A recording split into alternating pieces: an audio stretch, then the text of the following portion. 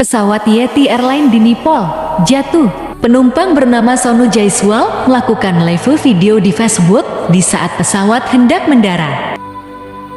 Sampai saat ini, diketahui 72 orang tewas dalam kecelakaan pesawat Nepal tersebut.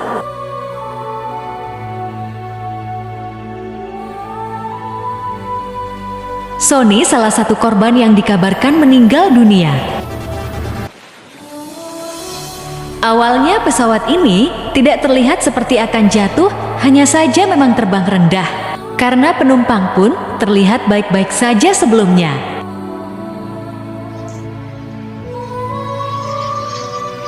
Semoga peristiwa ini dijadikan pelajaran dan korban semoga husnul khotimah, amin.